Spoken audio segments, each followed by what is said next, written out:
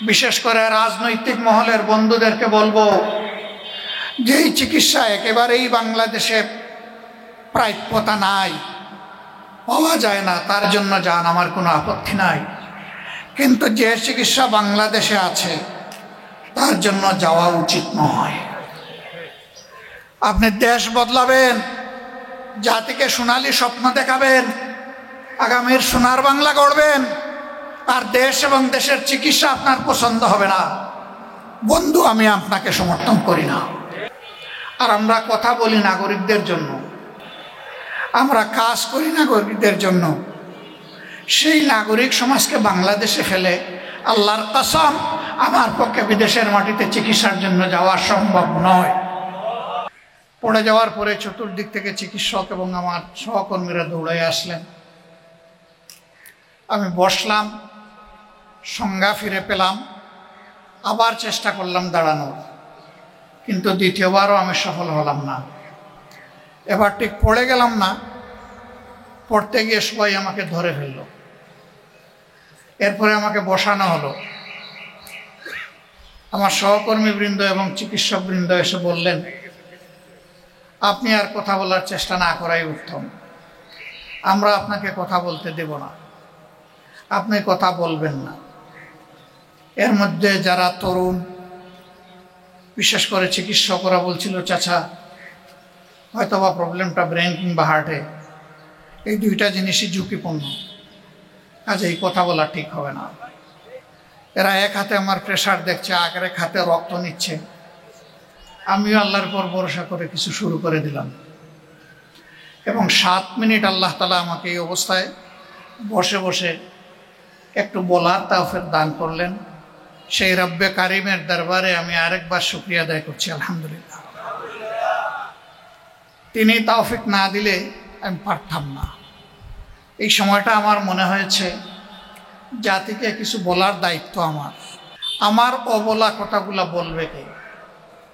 আমি আল্লাহ তাআলার দরবারে তৌফিক কামনা করছিলাম, হে রাব্বুল আলামিন, অন্তত যে কথাগুলা দেশ এবং জাতির কল্যাণে প্রয়োজন সেই কথাগুলা পর্যন্ত আমাকে হায়াত দাও এবং কথা বলার সুযোগ তৈরি করে দাও।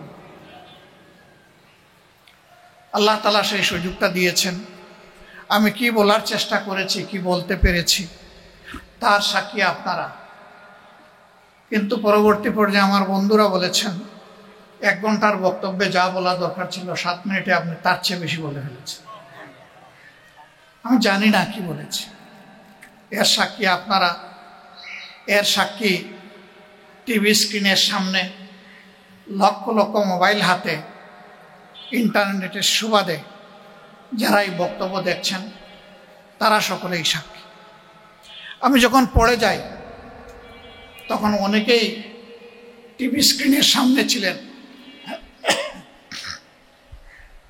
আবার অনেকে হয়তো বা হাতে মোবাইলে অবজার্ভ করছিলেন। এমনি একজন ছিলেন ইউনাইটেড হসপিটালের খ্যাতিমান হৃদরোগ বিশেষজ্ঞ জনাব অধ্যাপক ডাক্তার মুমিনুজ্জামান। তিনি টিভি স্ক্রিনের সামনেই ছিলেন।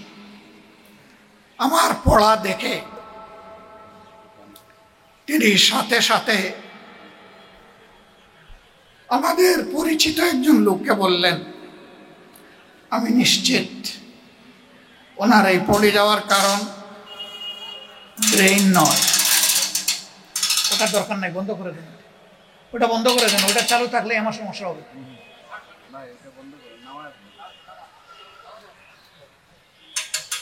এইটার কজটা ব্রেইন নয়, আমার আশঙ্কা হচ্ছে হার্ট হতে পারে। অতএব দ্রুততম সময়ে ওনাকে আমার দেখা দরকার। আপনারা ব্যবস্থা নেবেন আমি আশা করি। আপনারা জানেন মুমিনুজ্জামানের, একটু পানি দাও তো ভাই, ওই ফ্যানটা যেন আর না চলে।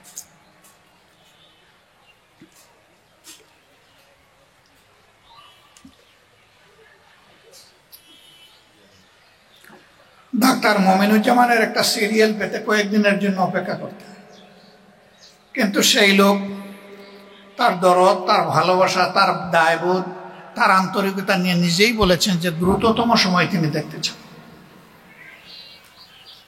আমি আলহামদুলিল্লাহ আমাকে সামলে নিয়ে তার কাছে গেলাম।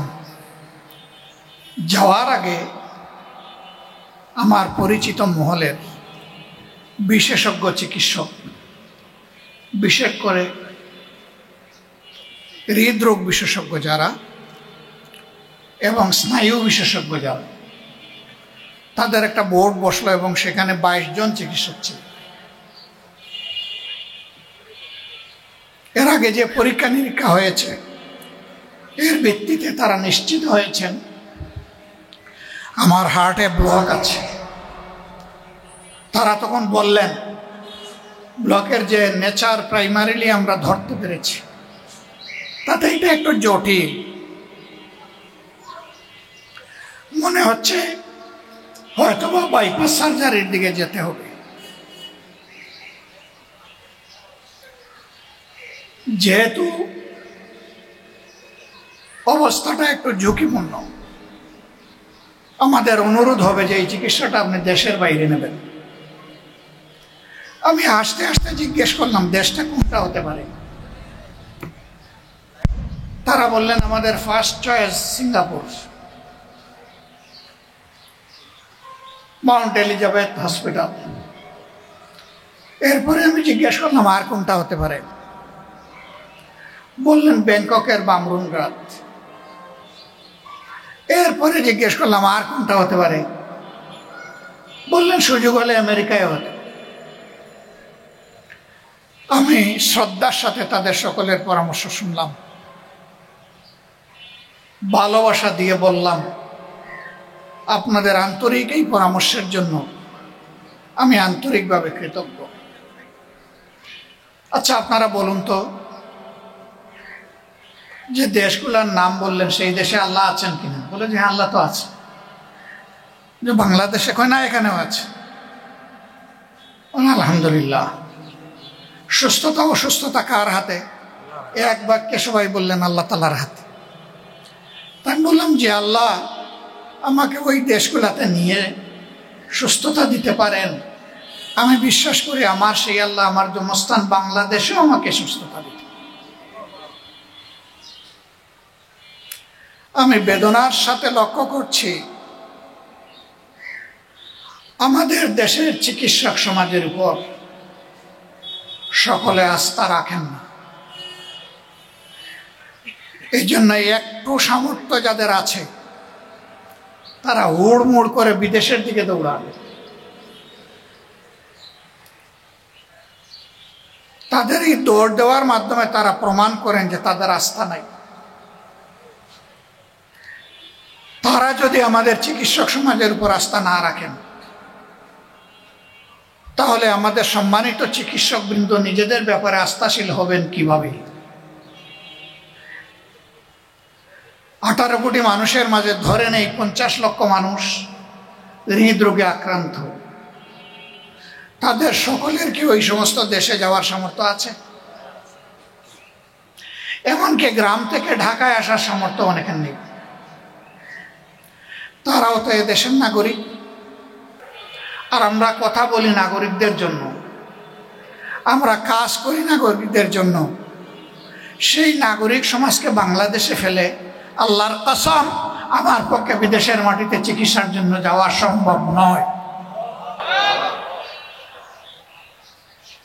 আমার পূর্ণ আস্থা আমার আল্লাহর উপরে আছে, আমার দেশের চিকিৎসক সমাজের উপরে আছে।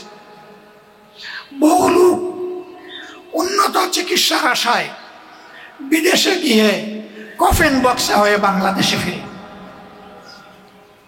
আবার হাজারো লোক বাংলাদেশের হাসপাতালগুলা থেকে শিক্ষা নিয়ে সুস্থ হয়ে হাসি মুখে ঘরে ফিরে।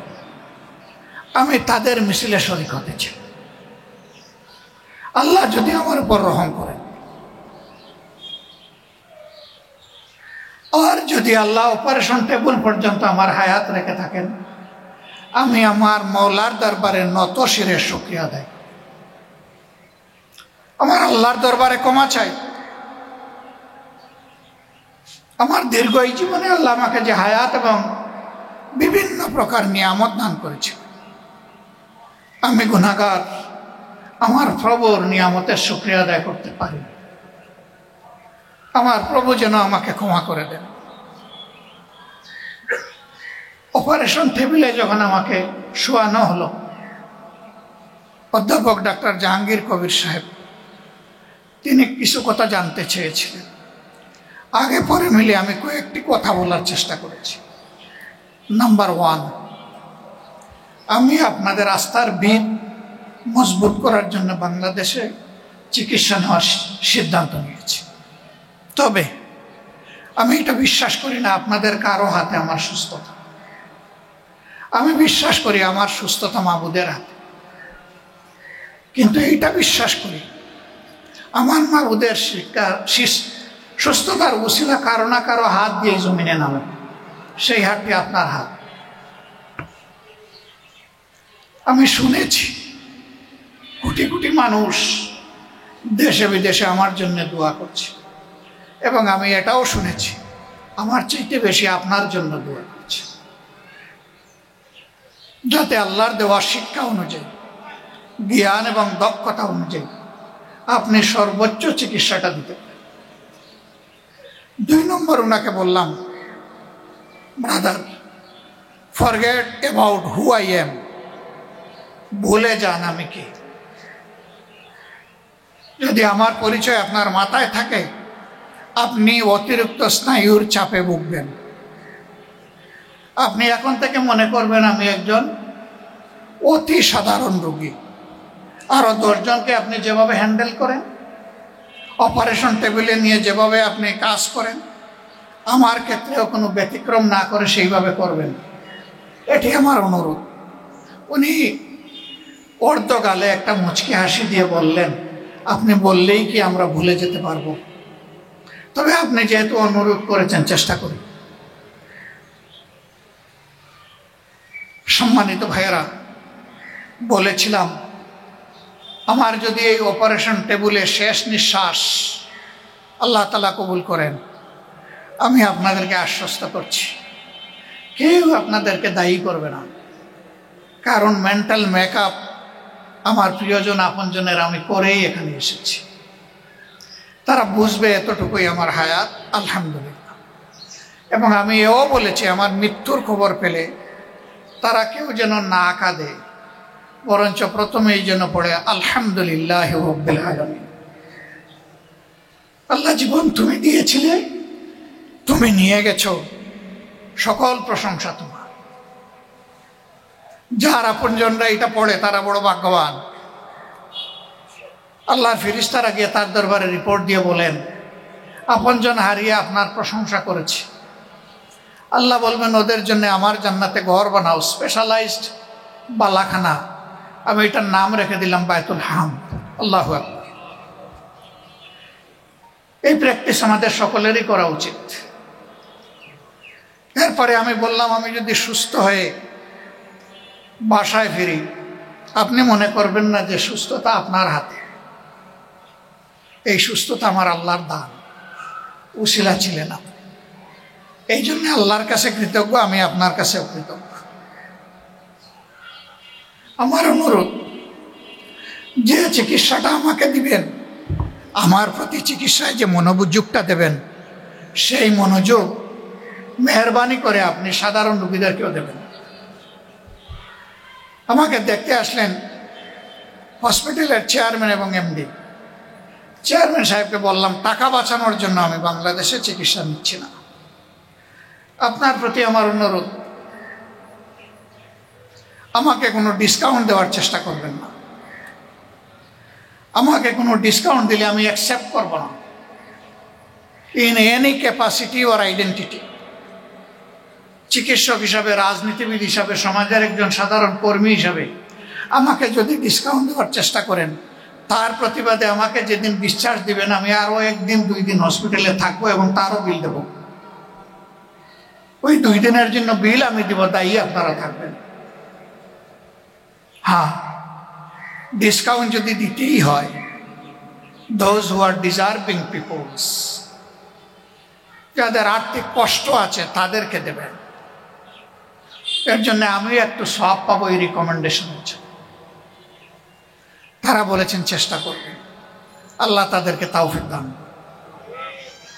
এই দুইজন বিশেষজ্ঞ চিকিৎসক, প্রবীণ চিকিৎসক, দেশের খ্যাতিমান চিকিৎসক, তারা প্রতিদিন আমাকে কমপক্ষে একবার না দেখে তারা তাদের কর্মস্থল ত্যাগ করতেন না, এবং তাদের অসংখ্য সহকর্মী আমার কেয়ার নিয়েছে। আমি যা প্রত্যাশা করিনি, যা চাইনি, তাই তারা করেছে। আমি তাদের কাছে ঋণী। দোয়া করি আল্লাহ তাআলা দুনিয়া আখিরাতে তাদের সকলের মর্যাদা বাড়িয়ে দিন। এমনকি এই হসপিটালের একজন পরিচ্ছন্নতা কর্মী, যাদেরকে পেশেন্ট কেয়ার বলা হয়, তাদের থেকে শুরু করে সকলেই আমার প্রতি যে মমত্ববোধ দেখিয়েছে, আমি তাদের কাছে ঋণী। বলবেন যে আসলেন আমাদের মেডিকেল ক্যাম্প দেখতে, রোগীদের ব্যাপারে কিছু বলবেন, সারাই তো আপনার ব্যাপারে বললেন। বন্ধুগণ, আমার ব্যাপারে আমি এই কারণে বললাম, আমার বাংলাদেশে চিকিৎসা নেওয়াটা ছিল যারা অল্প কিছু হলেই, হাঁচি কাশি হলেই বিদেশে দৌড় দেন, তাদের সেই উদ্যোগের প্রতিবাদ। কেন যাবেন? বিশেষ করে রাজনৈতিক মহলের বন্ধুদেরকে বলবো, যেই চিকিৎসা একেবারেই বাংলাদেশে প্রাপ্যতা নাই, পাওয়া যায় না, তার জন্য যান, আমার কোনো আপত্তি নাই। কিন্তু যে চিকিৎসা বাংলাদেশে আছে তার জন্য যাওয়া উচিত নয়।